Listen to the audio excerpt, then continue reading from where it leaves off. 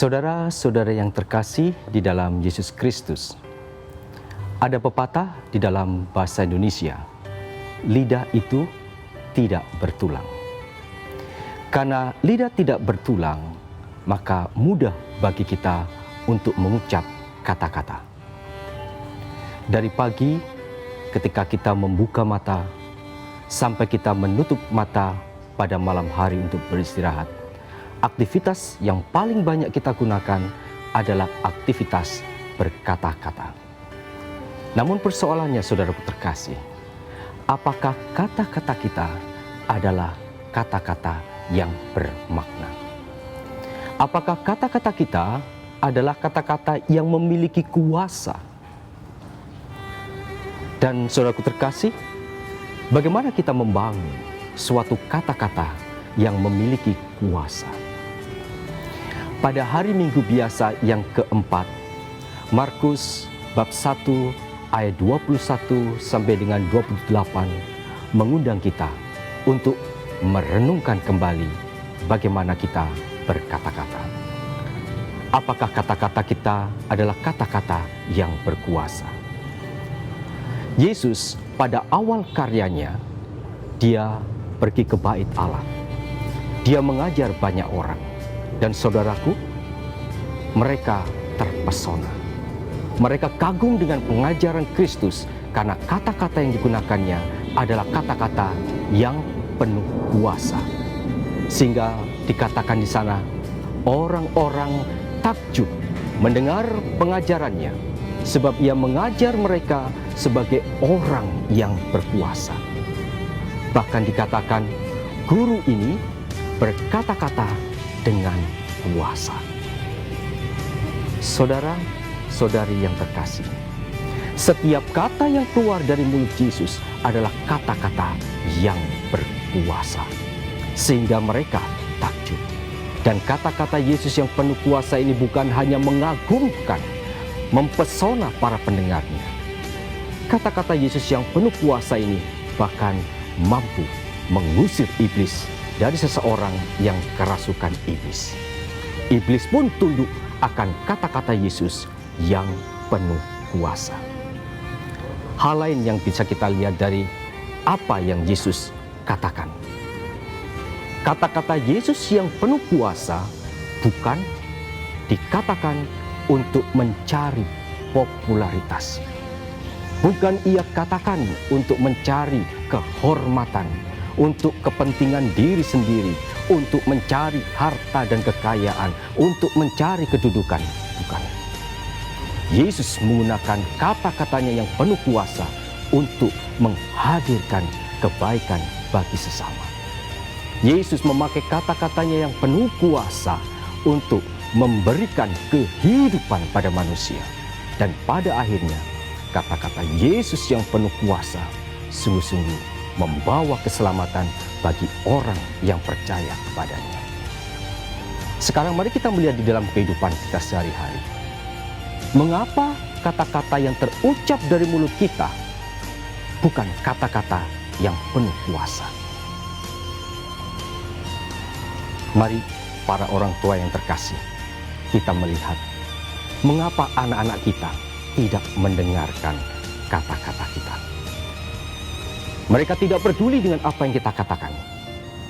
Jawabnya, karena kata-kata kita, para orang tua, adalah kata-kata yang tidak punya kuasa.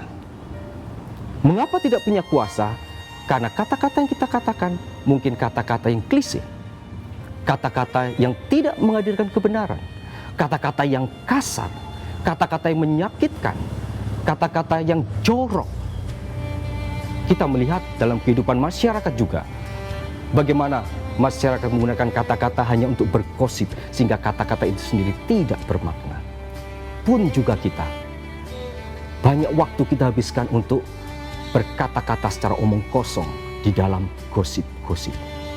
Kita melihat para pemimpin-pemimpin kita, mereka berkata-kata dengan kata-kata yang klise, kata-kata yang diulang-ulangi, kata-kata yang tidak mengandung makna.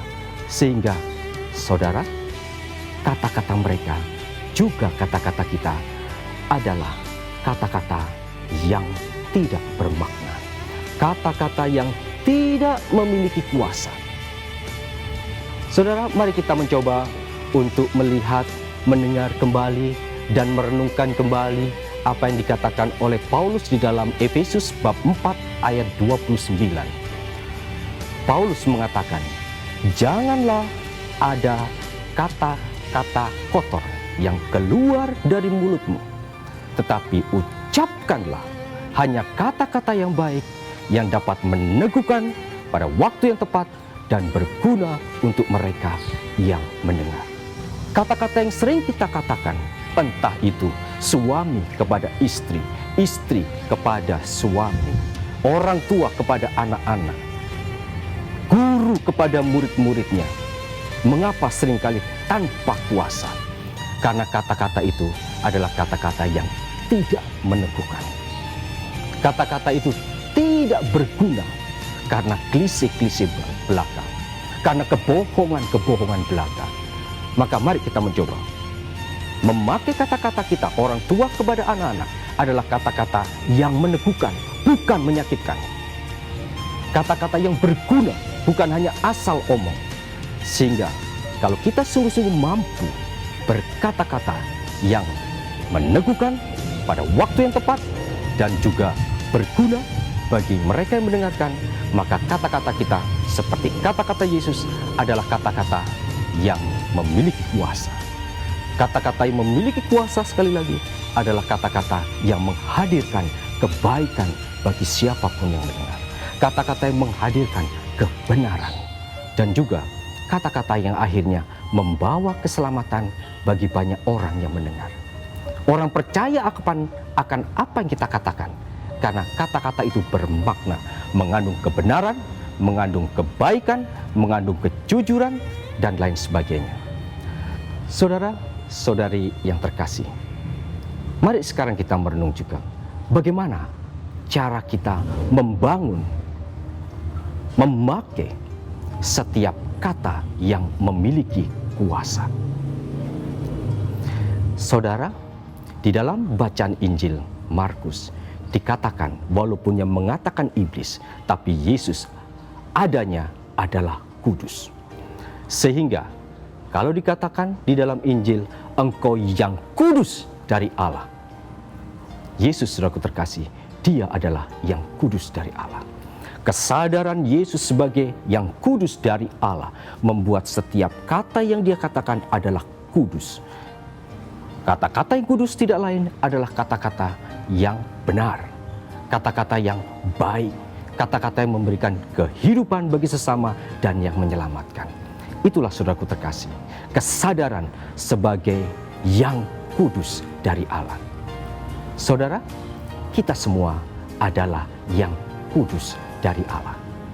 Di dalam 1 Yohanes bab 3 ayat 1 dikatakan, kita adalah anak-anak Allah. Kalau Allah itu kudus, maka kita pun hendaknya kudus. Kudus di dalam perbuatan dan juga kudus di dalam perkataan. Perkataan yang kudus adalah perkataan yang memiliki kuasa. Saudara yang terkasih di dalam Yesus Kristus, di dalam kitab Imamat bab 19 ayat 2 dikatakan, kuduslah kamu sebab aku Tuhan Allahmu adalah kudus. Kalau Allah adalah kudus, kita semua adalah kudus. Mari, kesadaran akan dari Allah yang Maha Kudus hendaknya senantiasa hidup di dalam diri kita, sehingga kekudusan itu akhirnya menguduskan perkataan kita. Perkataan yang kudus tidak lain adalah perkataan yang memiliki kuasa. Maka saudaraku terkasih, mari kita mencoba, kita kuduskan perkataan kita di dalam kebenaran, kebaikan, dan keselamatan. Maka dalam setiap kata yang kita ucapkan ada kuasa di sana.